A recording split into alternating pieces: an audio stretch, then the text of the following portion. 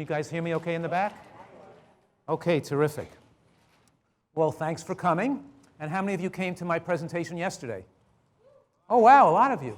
Okay, well, we're continuing with that same, on the same thread. Yesterday we focused on cancer, and today we're going on to reversing disease, because the underlying principle of what you're learning from me is that the same diet style that maximizes human longevity and slows the aging process, enabling us to live well with our full physical and mental faculties to 100 years old in good health.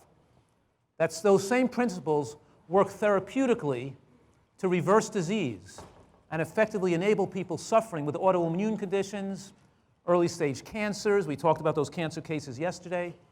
Heart disease, diabetes, strokes, heart failure. Lots of people can use this therapeutically to reverse disease much more effectively than taking medications or conventional medical care that's focused on surgery and drugs. That's what this is all about. Giving people hope and the informed consent they need to make the right choices for their life, to protect their precious health, because you only get one body, and when you destroy it, you don't get a new one. You just get one.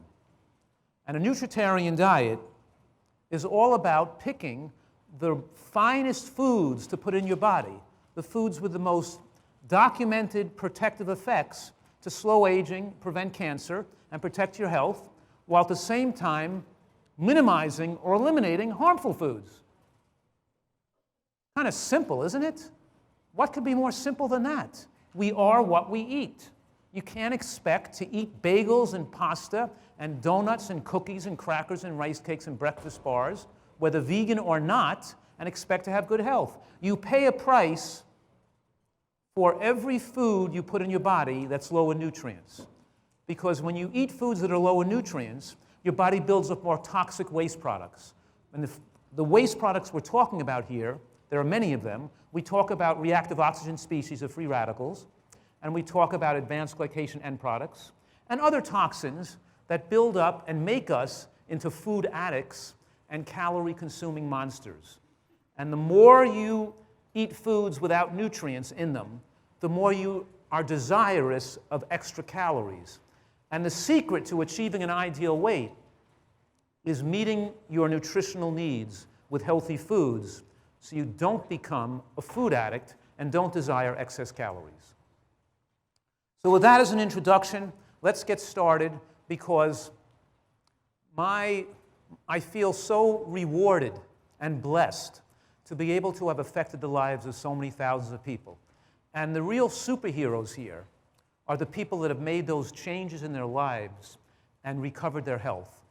And it's exciting for me to see these people who've made these changes and recovered their health, and I'm excited to present them to you. So in this presentation, I'm going to present some cases to you of people who've made changes in their diet and recovered their health, to see the examples of the power of nutritional excellence. And these people are representative of what a nutritarian diet can do. That's what we're doing here today. So the American diet, or the standard American diet, the SAD diet, some people call it the SAD diet. I call it the deadly American diet, designed by ISIS, maybe. Because if you eat American food, it doesn't just cause cancer and heart disease, it also makes you dumber, it lowers your creativity, it increases risk of mental illness and depression, and it destroys your life, and you get wrapped up with medical tragedies, so you can't enjoy your life as you get older. It's destructive, and it's actually disgusting. And to simplify this, I'm grouping animal products and processed foods together in one category.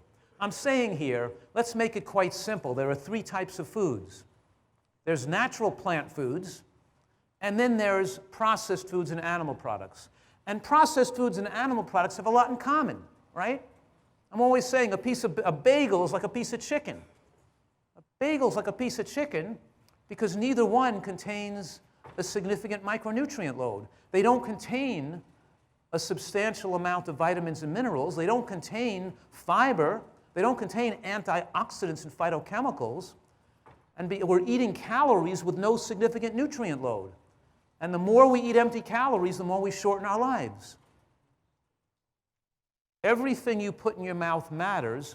And when you put in your body colorful plants, then you're flooding your body with powerful nutrients, particularly antioxidants, phytochemicals, and those nutrients that protect our telomeres from aging and stabilize our stem cells. What I'm saying right now is that the RDI for vitamin C might be 60 milligrams, but a nutritarian diet might give us 600 milligrams. The RDI for vitamin K might be 150 micrograms, but the nutritarian diet might give us 10 times that. If we follow animals around in the jungles, like baboons and chimpanzees and gorillas, with telephoto lenses and measure what they eat, we find they consume 20 to 50 times as much antioxidants and nutrients as people eating a standard American diet. Way above the RDIs for these phytochemicals and antioxidants. Are those nutrients wasted? Are we just urinating them out? Did nature err and give us too many nutrients in natural foods? Of course not. The body, in other words, the nutrients we need to stay alive are not the same nutrient levels we need to stabilize our stem cells, to slow the aging process, and to protect our telomeres so we live a long time in great health in our later years. In other words, it's called the triage effect. The triage effect means if a person comes to the emergency room in acute need, we take the people who are urgent need of dying and take care of those first. We don't give our attention to people that are more stable.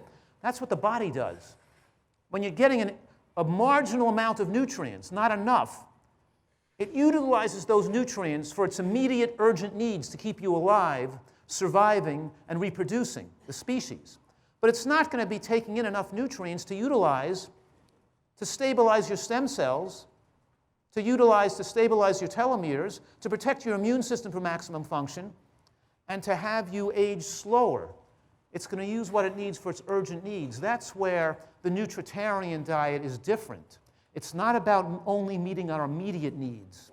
It's about nutritional excellence, so we're able to push the envelope of human longevity and still maintain adequate immune function and cellular function and repair function as we approach 100 years old in later life.